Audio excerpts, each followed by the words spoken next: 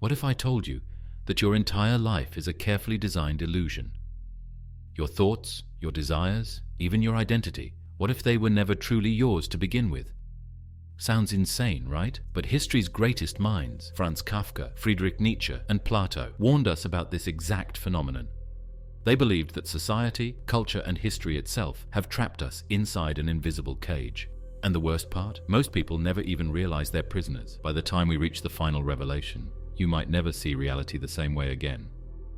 Think about your daily routine. You wake up, check your phone, go to school or work, scroll through social media, eat, sleep, and repeat the cycle again. Now ask yourself, did you actually choose this life, or was it crafted for you? You might think, of course I make my own decisions, but what if I told you your choices have been shaped, molded, and manipulated since birth, not by force, but by invisible systems you never even questioned? This isn't some wild theory. Some of history's greatest thinkers have sounded the alarm on this very issue.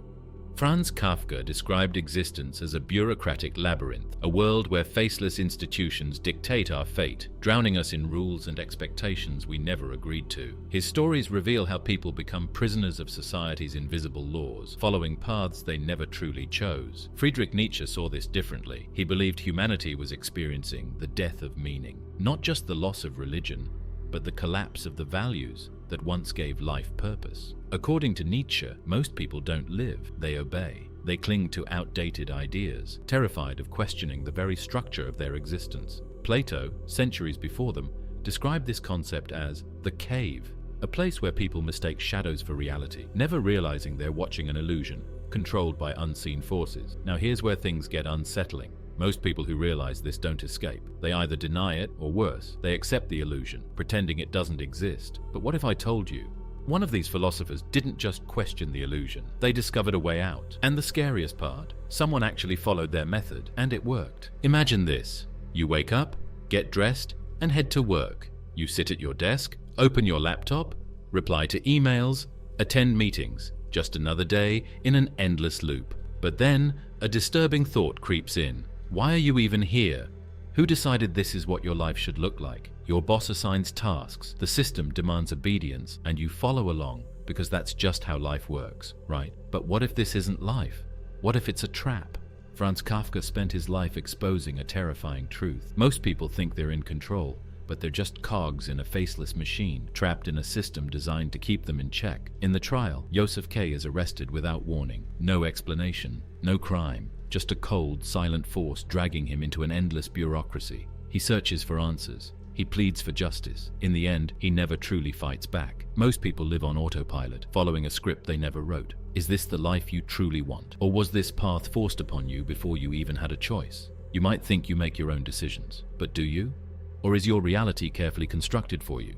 Social media decides what you believe. Before you even form an opinion, the algorithm has already fed you news, ideas, and trends, shaping your thoughts without you realizing it. Technology predicts your actions before you make them.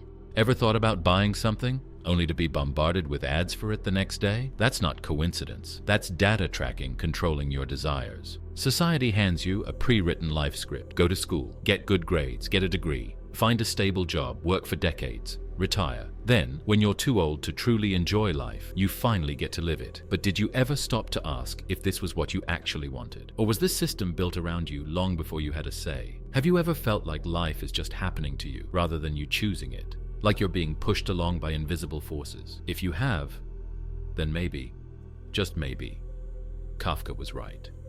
Franz Kafka showed us the trap, the invisible chains, the autopilot existence, the mindless obedience. But Friedrich Nietzsche, he took it further. He looked at the world and said, forget the system, become your own god. Sounds extreme, right? Maybe even arrogant. But Nietzsche wasn't talking about some supernatural transformation. He was talking about ownership, owning your mind, your choices, your life. Right now, most people don't truly live. They follow rules they never questioned. They chase goals they never set. They define success by standards someone else created. Nietzsche's answer: tear apart the script, burn the rules, walk your own path, even if you walk alone. That's where his most powerful idea comes in, the übermensch. But don't mistake this for some Marvel character. The übermensch doesn't rebel just to be different. They redefine existence itself. They build their own world, their own truth, their own meaning, without waiting for permission. But hold on, is it really that simple? What if breaking free is just another illusion? Think about the people who truly changed the world, not just those we admire, but the ones who shattered the script and rewrote the game. Elon Musk didn't accept that space travel was only for governments, so he built SpaceX from nothing. Steve Jobs refused to believe that technology should be boring, so he built Apple and turned computers into art. Socrates walked the streets of Athens questioning everything, challenging tradition, forcing people to think for themselves, and for that, he was sentenced to death. What do they all have in common? They didn't just question the rules, they rewrote them. But here's the deeper, darker truth. At what cost? Socrates was executed.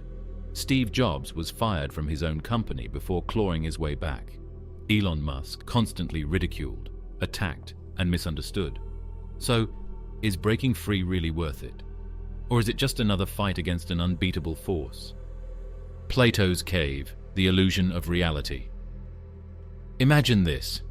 A group of people trapped in a dark cave since birth. They have never seen the outside world. The only thing in front of them is a wall, where shadows flicker, shadows of objects, shadows of people, shadows of movement. And because that's all they've ever known, they believe it's real. To them, the shadows are reality. But one day, someone escapes. For the first time, he steps outside, and what he sees shatters everything.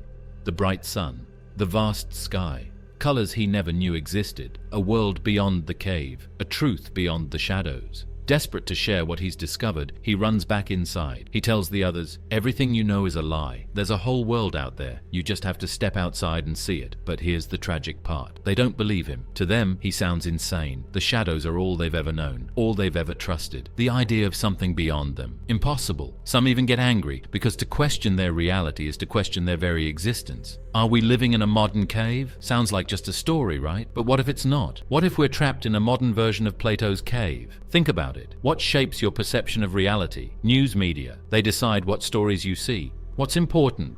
What's ignored? What's twisted? Social media? Algorithms filter your feed, shaping your beliefs before you even form them yourself. Education? The history you're taught is someone else's version of the past. The future you're told to chase is someone else's blueprint. So the real question is, are we truly free? Or are we just watching shadows on the wall? But what if the shadows are all we'll ever see?